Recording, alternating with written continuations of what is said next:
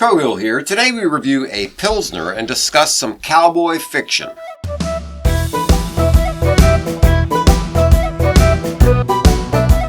evening. All right, Crowhill. Oh, Johnny and Longinus is here. How about that? Yeah, how about some beer and conversation? That's a great idea. Yep. What's on your mind? Well, Johnny O'Day, Okay. Ross Haney, Yeah. Star Levitt, and Craig Moran. I see. It must be time for P&C's Shortcut to the Classics. Yes, it is. It's that time where we read great books by the world's great authors, just so they're not too long. Right. That's right. And for today, Pigweed has chosen The Man from Battle Flat by Louis L'Amour. By Louis L'Amour. We're going to do this. All right, but before that, let's do this. Excuse me. All right. So this is a local West Coast Pilsner. Whatever that means. I want to find out because... All right. It's what do you expect from a West Coast Pilsner? I would say it's going to be hop. A normal Pilsner doesn't have any hop aroma to speak of. And this is, I'm expecting to have some hop aroma. It's as pale as I would have expected. Yeah. And it's 5.8, so that's a little bit, that's a little strong for a Pilsner. But in a good way. Yeah, I guess it's kind of what I expected. It's pale. Yeah. Because when I see West Coast something or other, I think like a West Coast IPA, which is, very, very light on the malt side. Yeah. And I expected... Interesting. It's got a kind of a dry finish. Yeah. Yeah. It's almost like a light IPA. Mm-hmm. Yeah, and I didn't expect noble hops. Normally with a Pilsner, you expect European hops. I'm expecting West Coast hops, and that's what I'm getting. Yeah. So, yeah. It's going to be a little... it's a little sweet. A little fruity, a little citrusy. Mm-hmm. And, it's got that big old hop bomb on the can. Yeah, I like it. Good job. It's pretty good. Jailbreak.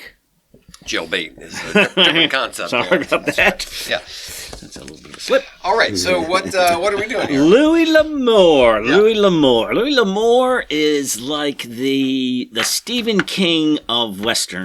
Okay, good description. He's the guy, that you in the later half of the 20th century, you're like, Louis L'Amour? Well, that just means Mr. Western writer. Right. So he's born in North Dakota, which I like that, 1908. Okay. So remember we've talked in this series how often our writers don't finish college. That's right. Yes, Louis L'Amour did not finish 10th grade. Okay. Okay. Which you're back there. It's 1920s. I was at 15, right? If you are self-motivated and you're an intense reader, inclined to self-educate, 10th grade is probably good enough. Probably good enough. Yeah, a lot of people. I mean, most people didn't go to college, of course, but a lot of people stopped at 6th grade. Yeah, but that doesn't mean they're dummies. Right. You know what I mean? Right. So, but however, not only did he self-educate, he also decided he needed to see the world and go get a job, and so he got a variety. At 15. Took off and worked oil fields, railroads, miner, got on the merchant marine, sailed around the world. Wow. He was a boxer. Okay. He won 50 out of 59 fights. He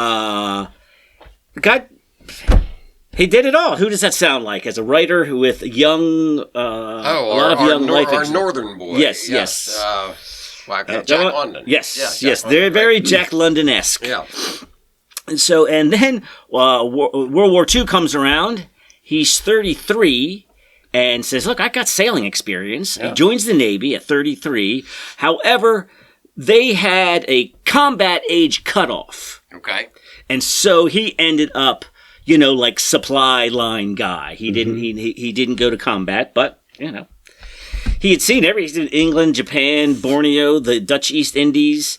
So, but he was a writer who wanted to write about his experiences. Sure. And so he wrote all kinds of things, various types of, he had one guy who's like a spy in Indonesia or whatever. But, it's pulp fiction. You're selling one-offs. You're not getting royalties or anything, you know what I mean? He's just barely making it. Well, he's in Manhattan, and he goes to this, group of editors and writers and stuff like that. Post World War II, I saw an interview with his son, Bo, who's sort of maintaining the legacy and all. Yeah. He's like, that post World War II, people didn't want to read about far-off exotic lands. We'd had enough of that. Yeah, we were over there. Yeah. He said, we were he said, and also they wanted something, as he put it, comfortably in the past. Okay. And so this editor is like, I need some Westerns. So it's not like this was always his thing. Huh. And he thought about it, and he was like, you know what? He likes science. He writes science fiction. He writes mystery. He writes all that. He's like, I can do that. And plus his background is North Dakota and the West. So he commits to it, and he's just getting by. Life as a struggling writer, but if you can pay the bills as a writer, that's still kind of cool, right? Yeah, yeah. Then he writes what it's called. It became Hondo, but it was called The Gift of Conchise or something like that. Okay. Well, John Wayne loved it, and I think at this time, here in the early '50s, John Wayne's got the pull to go. All right, just go into the movie producers and goes, all right, my favorite screenwriter is this guy. I want him to do it, and then we're going to make this movie. And so then, what do they call it? Cross advertising? That's not the word for it. Like a Marvel guy goes on a cereal box, and the cereal box Cross marketing or something. Yeah, cross marketing. Yes. So in the same year that Hondo comes out, he releases a novel length version of the short story. And then he kind of gets on the map. There you go. And then he gets to write as Louis L'Amour as opposed to Jim Mayo or whatever, the other pseudonyms that he had written under before that. And so now he's actually getting a steady gig. Like we're going to need 3. Can you write 3 novels a year, kind of a thing. But so he's just cranking it out. He's got over 100 novels, like 25. Or then like 250 short stories. Wow. Plus screenplays or ideas for screenplays, whatever that's called. He has a couple books of poetry too. Yes, Does he? that was actually that was first, and he was like, all right, this isn't getting me anywhere. Right. Now, getting in magazines, but all you do is you get the recognition of having your name in the magazine. That's about how much money you get. Yeah. So. So as Bo is telling the stories, like it wasn't until the 70s. So if he's born in 1908, so he's in his early mid 60s, Right. Before he's like famous. So people in That gives us some hope here. people, yes, I guess it could still happen. So people in the genre, he was still cranking them out. Yeah. Would know, but like the household name, like the Stephen King, people who else would like Tom Clancy or something, like people who've never even read them know the name. That didn't happen until the 70s when he was in his mid 60s. Wow. So here's some critical commentary on Louis L'Amour. Okay. All right, you ready for this? Yeah. His Western fiction is strictly formulary. There's nothing really new in the basic structure of his stories. Rough. Professors of literature look down on L'Amour. They dismiss him as hacks, contract men, pulp fictionists, purveyors of bad myths and predictable cliches. Right. There will be some sloppiness in the prose and plot, and reversion to formula is inevitable. Worthy perhaps of a bit of attention in a college course in the pop culture of the mid-20th century, but beneath the dignity of those who truly care about literature. Lots of killing. Readers don't want to know how difficult and destructive life in the Old West really was. And it goes on like that. Right. So what do you think? I mean, is that high praise or what? Well, let's circle back, as they say. Yes. All right, so we'll go through the stories, and then we'll see what we think about that, because I've got some other ideas about Louis L'Amour themes and yeah. So I chose this basically nothing more than the length. He has some short stories, lots of novels, and this just seemed about right. It's The Man from Battle Flat, which is really 2 very short stories, like 20-page short stories, and a 130-page novella in the middle. Yeah. Let's knock out the 2 shorties first, and I like both of them a lot. I like the whole book. I found it very compelling, the whole thing. Yeah. Yeah. So, what is it called? Mistakes what? Mistakes can kill you. Mistakes can kill. Which, I tell you what, none of the titles really do it for me. But, but you know, to tell you the truth, mistakes can kill you is like a theme in Louis L'Amour.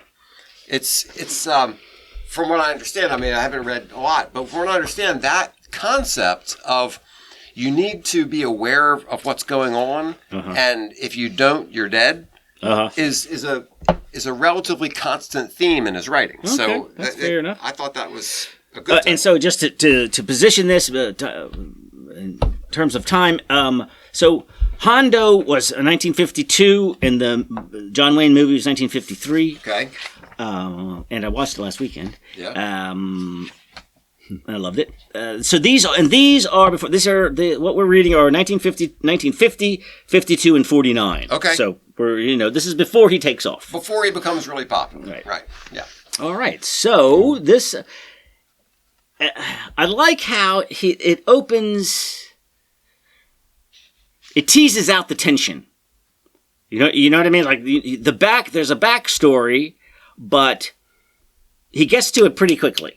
Yeah. Right? So it's We've only got a few pages. So I know. That's right. It just packs a lot into a very short story. Right. And actually, my thought was for both of them, like, didn't you have the urge to make these novellas? I mean, couldn't you get 130 pages out of both of these stories? Yeah. But that's fine. So you got the Redland family. I don't even know what state they're in. Does it even say? I don't think it does. I don't think so. No. Yeah. And so the Redland family's on the ranch, and it's Ma and Pa, it's Joe and Sam the son, and then two hands or they're not quite adopted, but two kids that aren't the parents, right? Elsie and Johnny O'Day. So what do we know about old Johnny? He's got some scars. I don't. He's been shot. Okay. No, right. Yeah. Elsie says, I noticed. Well, I was kind of watching you change over there, and their son Sam is a bit of an ne'er-do-well. Like the parents want a little bit more out of Sam, and they don't want him going into town and hanging out at the 4-star saloon with Loss Degner and Albie Bauer. Like these are bad influences. Dad wants him to be a proper farmer. Right. And Johnny is going out to collect $7,000 from the Walker family. I forget why. $7,000 is a huge amount of money at the time. And he's going to set so Sam's like, he's going to set Sam up with this sweet ranch. He's going to marry Elsie. And I'm just, this third wheel here, but I gotta go. We're talking about pretty young kids here. They're by modern standards, they're really young. But I like this line: 17 he might be. Yeah. But 4 years on the frontier on your own make pretty much a man out of you. Right. I mean, he's already killed 6 men. Right. Yes. He's 17. He's 17, so he's got a bit of a gunslinger background. But I like this. It says he killed six men, and also like some Comanches and Apaches. They don't count though. They don't, no. Kill 6 men and Indians like you do. So he's going to get this. So Sam goes to get the $7,000 to bring it back, and he doesn't show up. Sam's the son of the family, right? Yes. Yeah. And then he doesn't show up because he's in the saloon. He's in the saloon. And there's Hazel is there. She's the saloon floozy. Mm-hmm. And Dad's like, oh, God, maybe if I set him up on this ranch, that'll straighten him out. He won't hang out with these lowlives. And Johnny says, shit, I'll go get him. Yeah. Yeah. And Johnny's kind of his past isn't really known. I mean, he reveals it to you as you continue reading it. You find out, he's a badass. He's a total badass. But he's now working for this family, and just a ranch hand, and he goes to get his his Winchester 44. He puts it back and takes another gun that they don't mention what it is. Right. So he takes a different gun. And goes just a little gun thing here. Yeah, it was common back in those days to have both your rifle and your pistol in the same caliber, so you could have the same ammo for both of them. Okay. Yeah, so he probably had a 44 rifle and a 44 pistol. Yes. Yeah. Yes. No, they did. Right. You're right. They did. They did mention the rifle. He didn't take either of them. He takes another gun. Right. But doesn't really. just as far as writing goes, very nice. Yeah. Very nice. You sort of set up this mystery, but you don't realize it until later. So what happens? So he rides into town, goes to the Degner's 4-star saloon, and Lost Degner. Oh, these names are so great. I know. Yeah. Lost Degner owns the place, and he is a gunslinger. And Johnny runs into Flitch. The gunman was behind him now, and neither Flitch, fast as he was, nor Albie Bauer was above shooting a man in the back. Right. And it's also the floozy knew he had 7,000, maybe not 7,000, but lots and lots of money on him, and they were all, here's our good old buddy Sam. Yeah. Come on, Sam. And the girls flirting with him and everything. Right. So when Johnny shows up, then it starts to reveal that Sam is a bit of an a-hole. He's like, I don't know why my parents ever allowed you to stay on our ranch. He's a spoiled rotten brat kind of. Yes, he's a spoiled brat. Like my rich daddy's gonna set me up, and you're a loser. Well, Flitch knows about his past. Was there in his past, wherever it was, New Mexico or something, when Johnny was a gunslinger and dropped some bodies.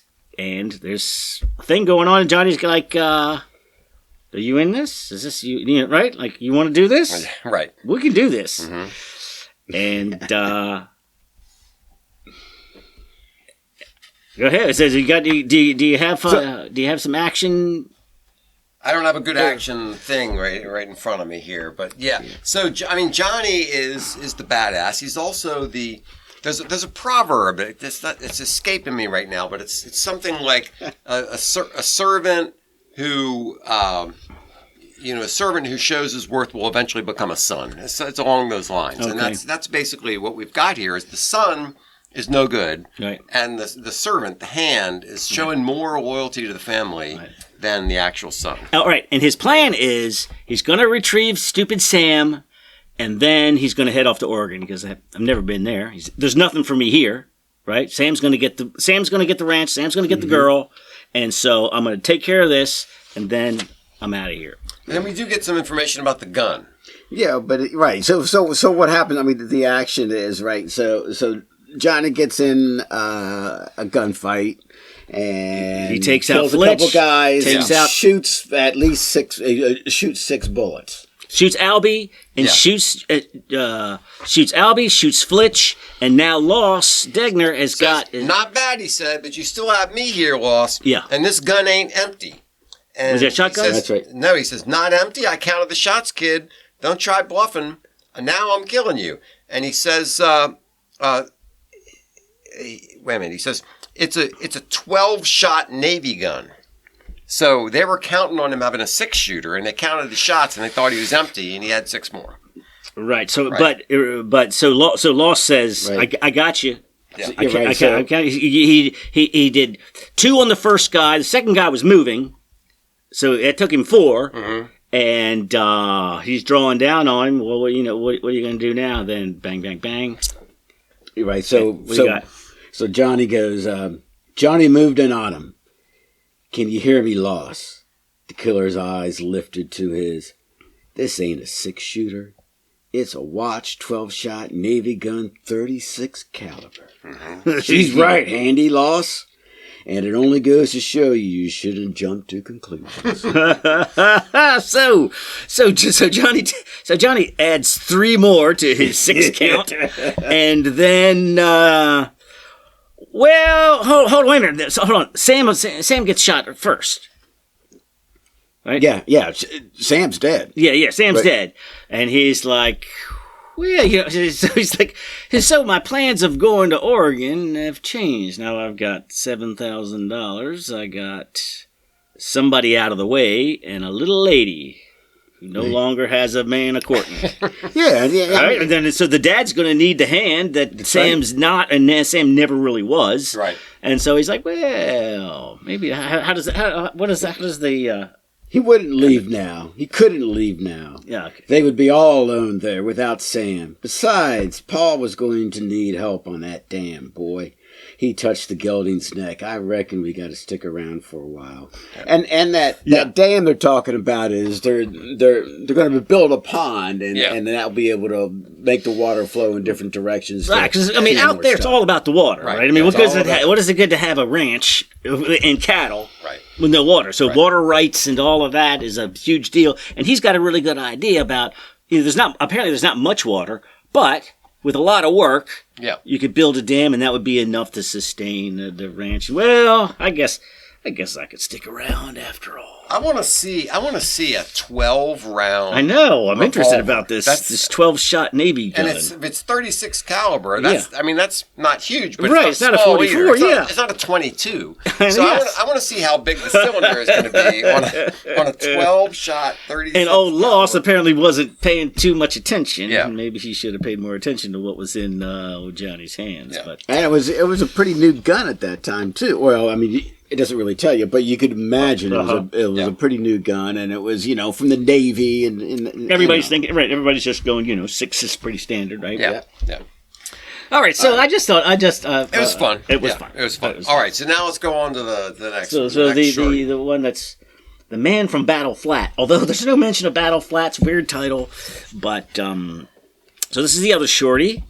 It opens up and there's already tension between the ranch owners and the nesters. Yeah. You guys can tell me what about the nesters? I've got some information here. Yeah. So the nesters are different than homesteaders. Yeah. So a nester moves into an already occupied. This is like a definition: town, cabin, or farm to establish household life, social ties, and stable domestic routines, while homesteaders/claiming takes legal steps to acquire and develop previously public or unowned land to obtain legal or mineral rights. So you've got the Squaw Creek nesters. So they're really on the Ryersons. So the Ryersons own the land and the ranch. Right. They have just sort of on the Squaw Creek, I guess, I don't know how many they are, but they just sort of kind of moved in. Yeah. And there's some tension. They've been there for a little bit too long. Yeah, and Crag Moran is our guy here. Yeah, he's our guy. This seems to me like classic Western language. Crag Moran was a lean, wide-shouldered young man with smoky eyes and a still Indian dark face.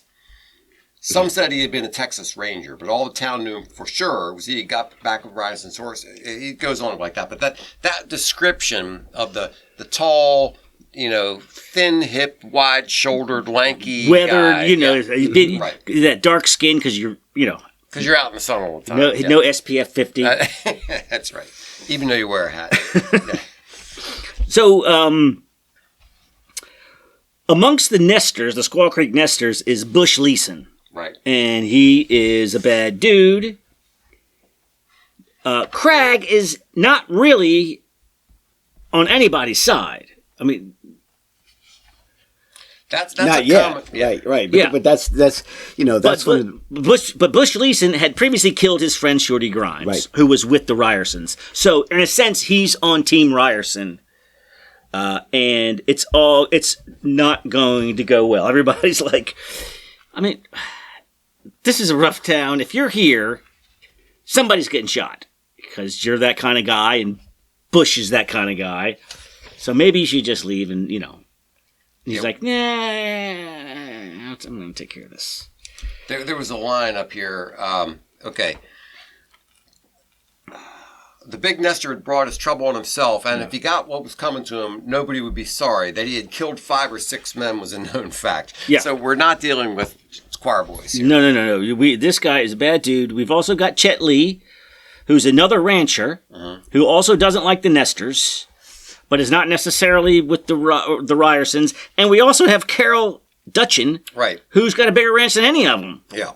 And I think that, again, is another interesting thing that comes out, and we're going to see this again in our bigger story, that you have women playing prominent roles as being owners or very influential in large pots. Yeah, and I mean, I get the sense that, that they're, and I think both cases they inherited. Yeah, and that makes a lot of sense. There's no sons around, and well, I mean, it makes a lot of sense. So a family goes out west, they get a big property, and the man gets shot. Well, what's going to happen? And mom's in charge now, right? So it's also good for the story. Yeah, there you go. Yeah. Yes, well, you got to have a sexy broad in there. Now, what's interesting, we have Dan Riggs, the editor of the town newspaper, right, and he's the one who's going, Craig, I know he shot your guy, but having you two here, this is good. Why don't you just leave? And Craig says it's too late. Yeah.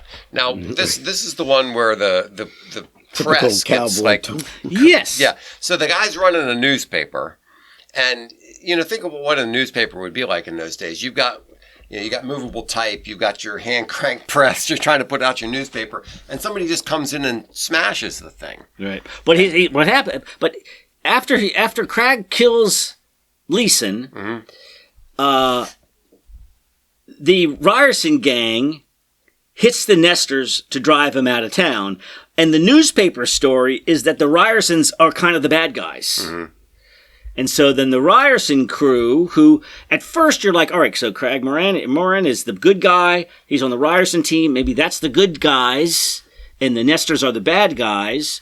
Well, the editor makes it sound like the Ryerson crowd are the troublemakers, and so then they come in and smash up his shop. Yeah. And threaten to string him up and everything. And so...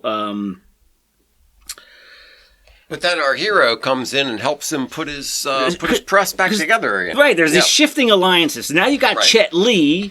They're like, all right, so is he on Team Ryerson? Or now the Ryersons are the bad guys, but Craig deduces that, you know what? If Chet Lee wasn't here, this wouldn't be a problem. Mm-hmm. So, Chet, why don't you let one of these other ranchers buy you out? Otherwise, I'm going to probably put a bullet in your head. What do you say? I'm going to part your hair with a bullet. And so he says, all right. How about 12? What do you say? How about 50,000? Okay, no. How about 12? He goes, all right, 12. And before they can go to the bank, he draws on Craig. There's a whole bunch of guys like up on the roofs. He's got a posse there. Yeah. Who aren't as behind Chet as he thinks. Yeah, this idea of we're just going to meet out in the middle of the street and have a fair duel. Like, come on. For real? I mean, you're going to have some guy up there with a rifle to take out the bad guy. But when they take out Chet, these guys don't. These guys also, everybody kind of agreed. Yeah. He had read the situation. Yeah, Craig Moran glanced at Carol. Better get out of here, he said. This will be rough. Yeah. This ain't for the late women folk. And the one thing I didn't get was at first she was mad that he shoots Craig, and I never did quite figure out what she was mad about. My interpretation was just you're making life hard for yourself, and now there's going to be trouble. And, it would have been better if there wasn't any shooting. I just interpreted it that way. Right. He goes, I don't know why she's mad I shot that piece of crap, but why is she so angry? What's the matter with everybody? So then she says, well, you don't have to go. Right? It's sort of earlier and then in the end, after he's mowed down everybody, and they didn't turn on the Ryerson gang. Didn't turn. So they said the agreement is that the Nestors were going to sell hay to the Ryersons, and they're like, that was the deal that we were going to do anyway before, you hotheads got involved. But I don't really know how that works. Maybe they were going to make the land productive, even though it's not their land. I don't know how this whole Nestors thing works.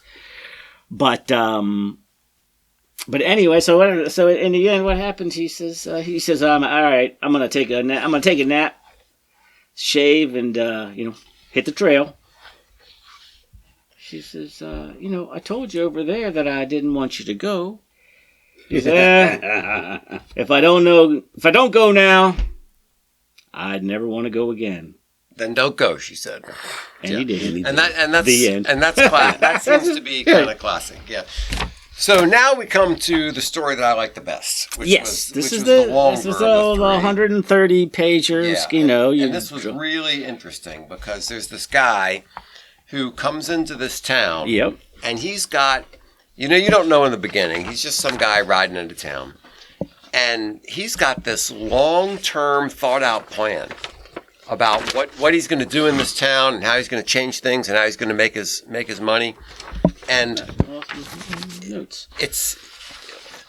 he's coming into this situation where there are all these rival factions in this valley. And there's all this conflict going on. And the idea you start off with is, well, the rival factions are going to fight it out, and whoever's left standing in the end is going to win, and he's going to be the guy left standing in the end. But it doesn't really work out that way. No. Yeah. No. Yeah, and just for the background of it too, most of these situations are based upon land, right? So you have for the story we're going to talk about, you have the idea of the open range, that you let your cattle out there on government land, and they spend the summer fattening up, and then the cowboys come and take them and bring them back, and that kind of thing. Right. So, but there's also the homesteaders, right? And the homesteaders are the ones that can make claims on the land. Yes. And if you make the claims legally on the land, you should be able to say, this is my land and this is where I'm going to stay. So he's got some paperwork. Yes. He's got paperwork. And he's got a lot of intel. Yeah, he's done his homework. He really knows who these cats are. You get the impression at first that he's just this guy riding into town, but no, he's done his paperwork. He's got stuff. He's got claims. He's got all this intel on who the characters are, and he's got dirt on the bad guys. Yeah. He's so really ready. This is Ross Haney. Yeah, and. And once again, he's a tall man, narrow hips and powerful chest and shoulders. His features were blunt and rugged, so that a watcher might have said, here's a man who's not handsome, but a fighter. And that's I guess that's kind of the iconic. Well, but the thing is, so he's looking down, he's like, somehow, some way, and what is this, what the heck's the name of so it's Ruby Hills, but there's a town in there. Anyway, he's like, well, I ain't leaving. Somehow I'm going to get my hands on some of this stuff. He says it out loud, and then there's a chick that overhears him. I know that was a little unbelievable. Yeah, well, that there would be a woman on a horse in hearing range as he's thinking out loud. And he's thinking out loud, and he didn't know she was there. That's a cowboy story. So he says, "I'll race you into town." Yeah, and he beats her. Yeah. And she's all huffy and puffy about it. Right. He ain't worried about it. He goes into the bar, and that's who's the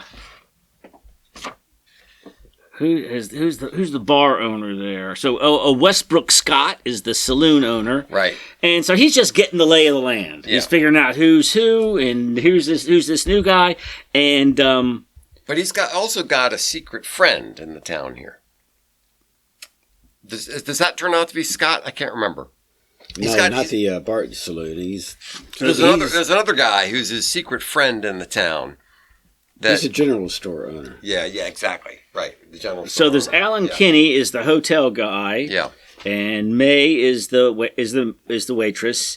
So you're three, Rob. You've got Chalk Reynolds with the R&R outfit. Yeah. Walt Pogue with the Box N outfit, and then you have Bob and Sherry Vernon, who also have a ranch there as well. And Sherry is the one that he raced into town with, and of course he clearly is. He's just figuring out who's who and what's what, but he ain't leaving.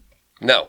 And one thing that was different about this story is it's not so much. The other two stories were basically decided barrel of a gun. This one, not quite so much. It's much more strategy. It's a little bit of a detective story feel to it. Right, yeah. Because so he goes up out of town. He has this, he finds a place to hang out on the outskirts where nobody's going to see him. Yeah. Builds a little hut or like improves the little hut that was there. So there was, yes. And there is some lava. Yeah. Or you know, an extinct lava, like lava, dried lava. You get the impression they're like on the edge of the Badlands. It's like really rough territory and not a place where anybody wants to be. And that's where he finds... So there's this story about some big herd of cattle that somebody had that mysteriously disappeared. Yeah. And he finds some hidden valley inside the Badlands where all these cattle have been hanging out peacefully for the last decade. He says if there's water around here, then those cattle are still here. Yeah. And I'm going to see if they are. And they are, and nobody's claimed this cattle. Although, hold on, let me get this before he gets to town.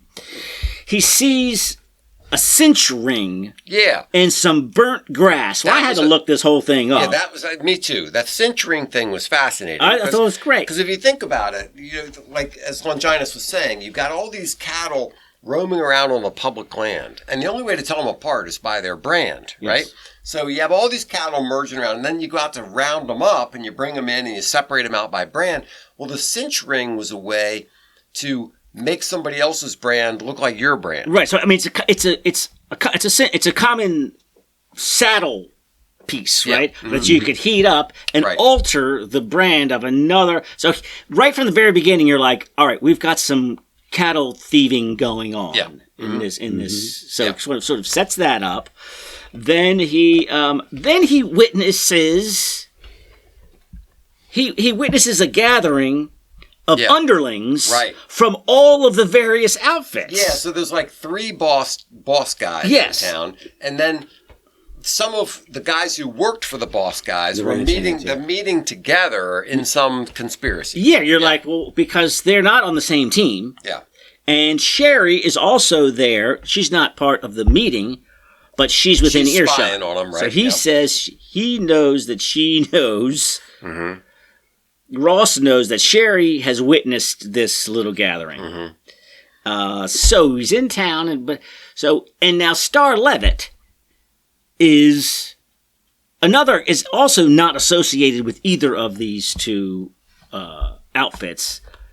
But is a badass. So who's the one that's going to marry Sherry? This is Star. Star. Star is the guy. He says that she's a claim. I've staked the claim. Oh, staked the claim. Yeah.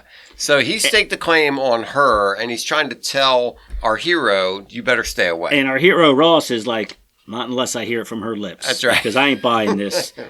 And so there's this little house on the Double V Ranch, which is Bob and Sherry Vernon's, who are brother and sister, not couple.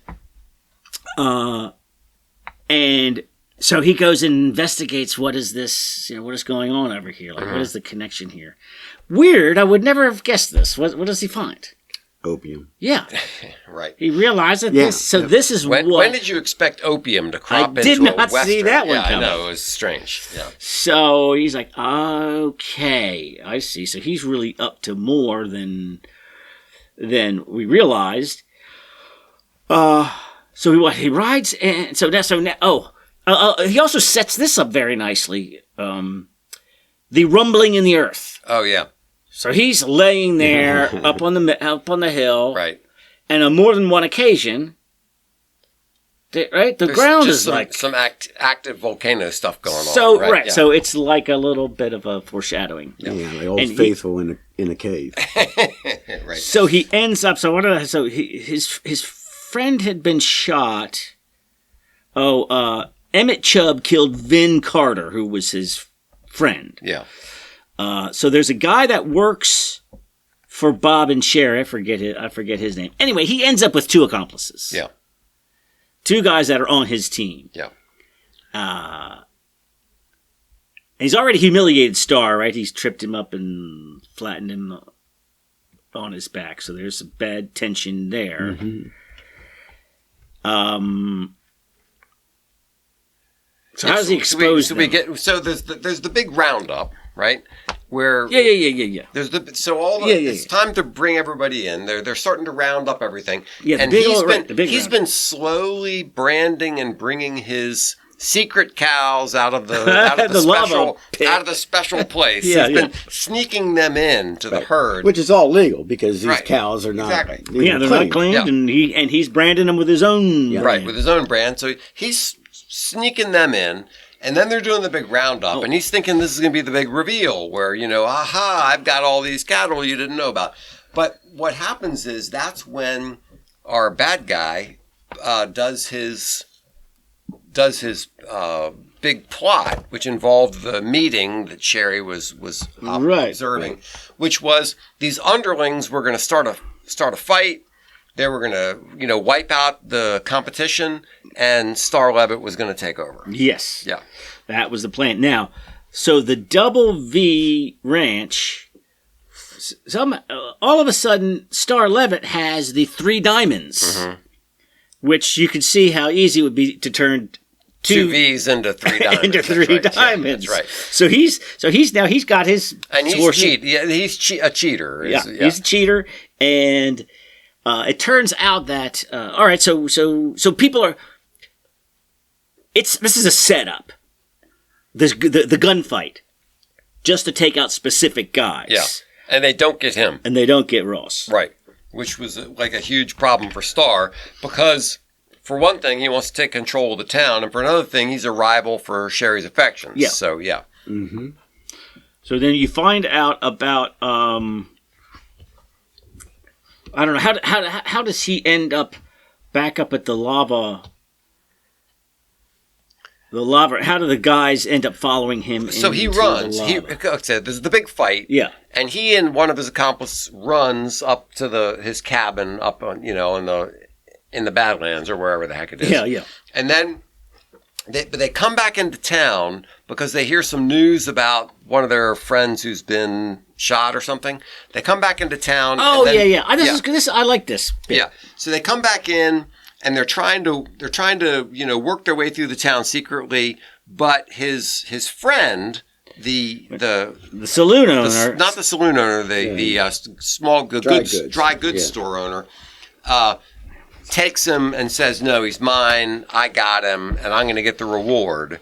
And holds him. Right. So Star Levitt wants him, and who's going to kill him? Yeah. But he's like, no. I want the reward money. I've got him, and I'm and you figure all right, he's screwed now because he's got nobody on his team at this point. But that turns out to be a ruse on the part of his friend, the dry goods owner. And it was just, the only way he could protect him was to take him as a prisoner. Yeah, and the whole point of that was to wait until the law shows up, because some lawman from some other town comes in to investigate everything. Then that guy gets to hear the whole story. The truth comes out. There's a little trial thing, and Ross, is his own lawyer, of course. Yeah, and he does everything. That's right. He can. And then how does Star get it in the end? I can't remember that quite. So don't they chase him back up into, the secret valley? Oh no! Wait a minute. They show him the stuff about the opium. They show the lawman the stuff about the opium. I just still can't remember how Star's got to die, right? I mean, the bad guy's got to die. The rock falls on him. Oh, yeah, right. So they're going through this very narrow pass. Oh, yeah. And they keep referring to how dangerous it is. And if this rock ever fell, nobody would ever get out.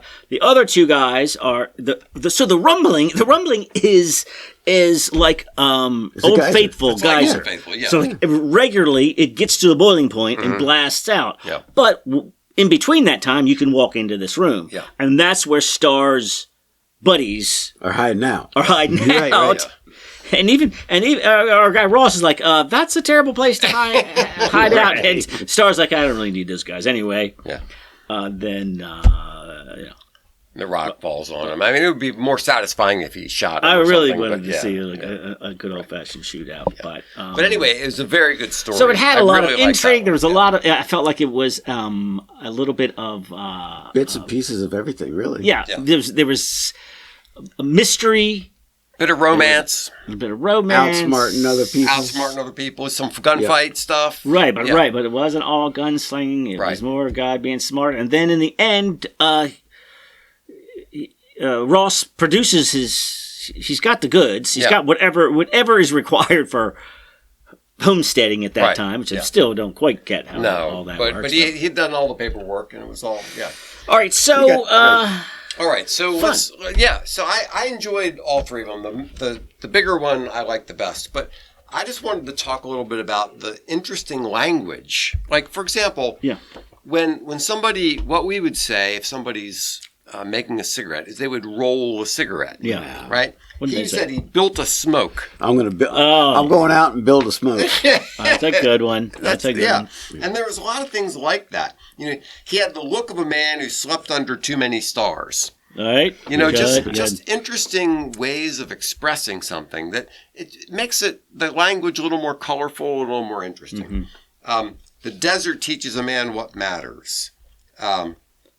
Or there was killing written all over him. That kind of language. An outfit, that's interesting. An outfit really means like a ranch, just like to be set up at a place outfit sounds more like the group or gang itself, but that term really meant just to have a ranch and some water and then water and there was some other technical language about saddles. So, like there would be some word that I didn't even know what it was. I had to look it up, and it was like a part of a saddle that I didn't even know. All right, here I got some horse talk for you. A sorrel. That's a horse reference. Okay, it's a type of a horse, right? Right, chestnut colored. Okay. What's a gelding? One that's had his snips in it. Yeah, the male horse is right there. The Appaloosa. Yeah, it's a type, right? Yeah. Yeah, that's like the patchy white. Yeah, that's Ross Haney had the Appaloosa. How about a bay?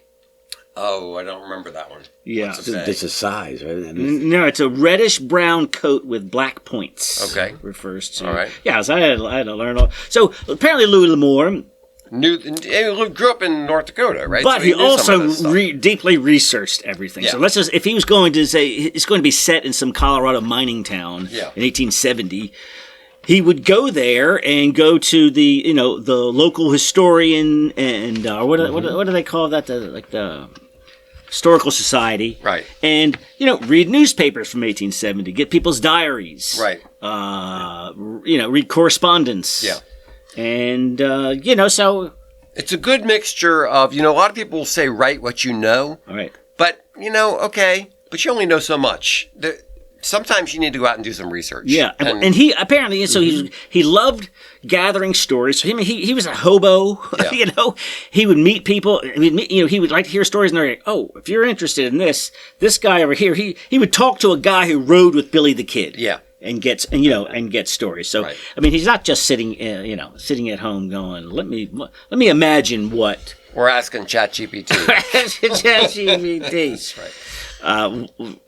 Right. So now, I mentioned Stephen King. When we did Stephen King, Mike, we sort of ended with, is he a super talented genre writer, or does he rise to the level of literature?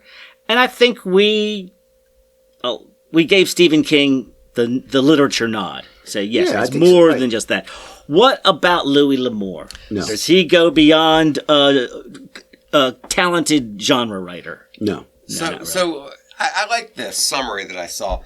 His plots are often predictable. Right. Stranger rides in, tension in town, hidden competence, moral showdown, violence, order restored. That's kind of pretty much it. That's kind of the general plot of what's going on. And a lot of people say, well, that's formulaic. But the fact is, people like formulas. It's very satisfying. Yes, it is satisfying. It's formulaic, and I would also suggest that you go and try to write a formulaic and see how easy, how hard it is. Exactly. So just because there's he's really good at it. Maybe I mean, it's like you're comparing oranges to apples here, or you're comparing fine literature to good storytelling. Yeah. And they're different. Yeah. It doesn't mean the good storytelling isn't craft. So you're a musician, so I think you can relate to this. A lot of people will say that if you look at popular songs, they all follow this particular chord progression. And you can say, okay, here's this predictable chord progression, and there's 2 verses and a chorus and a bridge and this and that. And they say, okay, that's formulaic. Okay, so why don't you go do it? Yeah. You know, if it's just because there's a formula doesn't mean it's simple. Or at the end of the song goes dun dun dun dun dun dun. And then, so what if you leave that last chord off? You're like, oh no, I'm not following the formula. I'm going to leave that last chord off, and then at the end of the song, the listener's going, and what? Is the song over? Is it done? Yeah, you know what I mean? Yes. So, I mean, it's just because it's formula doesn't mean that it doesn't serve a purpose. That's right. Yeah, that's right. So this idea of it's formulaic, okay, fine, but there's doing a formula well. Yeah. And there's, like, for example, we've talked about the hero journey. The hero journey is a formula. And a lot of great movies and books and things follow the hero journey. Yeah, right. But you can do it well or you can do it poorly. I would suggest that Han Solo in Star Wars is the epitome of a cowboy, right? Yeah, totally. And then, which you could say is, goes back to Odysseus. Yes. Right. Which I want to see. It's a journey. And, I've got my doubts about that. So then there's a lot of, like, the literary critics. Yeah. What they want ambiguity. They want subversion. Yeah. They want irony. They want anti-heroes. anti-heroes. They want depth. Yeah, well, but not just. I agree that they want depth, but they want depth in a like, I want to break the mold kind of a way. In a postmodernist kind of yeah. And I so like, I, it's like, the hero, the ambiguous, the flawed hero, which is nothing wrong. I mean, these guys are flawed. Exactly. Nothing wrong with the flawed hero. Yeah. But sometimes they want to upset things a little too much. And so I wouldn't say this is great literature, but what I would say is he does the formula very well, and it satisfies the reader. It's so much fun to read. I'm thinking, like if I was at a cabin, vacation. Right. I'm sorry, Chekhov. Exactly. I think I might really just do some Louis L'Amour about this. Would you want to read this? Thomas Mann. Yes, you're right. Sitting on the porch, staring out into the woods. That's right. Yeah, give me some Louis. Exactly. There's nothing wrong with formulaic writing. Right. It's a question of how well you do it, and it's also, okay, from time to time, you're not into the deep stuff. You want to just have some fun entertainment. Yeah. Now, and then there's, like Stephen King, where you have, I don't know if it's so much a crossover, but you have somebody that is so adept at doing a formula that they could even start playing around with the formula, which I think Stephen King does, and that's what makes him rise to to literature more so. And I think that you could talk about Stephen King and 200 or sophomore literature class, but Louis L'Amour, I'm sure there are classes on there in Western fiction. Yeah, well, what he did, he's it may not seem like, well, we haven't really read enough of it, but that he did stretch the genre. At the time, they were like, no, it's only cattle drives. Yeah. It's like doing, just like setting it in a mining town. It's like, what are you doing? This is not our Western. So that was his goal. And he's finally like, all right. I guess I'm going to be Western writer guy. Yeah. And I know that he's very well read, but he knows the reputation. It's this Pulp magazine stuff. It's not what people consider literature, but let me see if I can, make it a little more interesting than everything that I'm seeing. And part of the joy, in my opinion, of it is just the writing. It's masculine. It's sharp. There's turns of phrases that make things kind of jump off the page, and it's a fun read. Yeah. It's just very enjoyable and very satisfying. Yeah. Even though it's formulaic. Yeah. All right, very good, very good. I think that. Now, okay, so when you're going on this vacation, are you getting the 300-page novel, or are you getting the 25 short stories? I don't know about 25, but I like the 10 short stories of 250 pages. I liked the shorts. I liked the story in here that was 90 pages or something. Yeah. That one was like just right for me. I know, but it doesn't seem like he has all that many. It's like novels and short stories, but I like that 130. Yeah. Anyway, all right, gentlemen. Here we go. All right. Should have been a cowboy.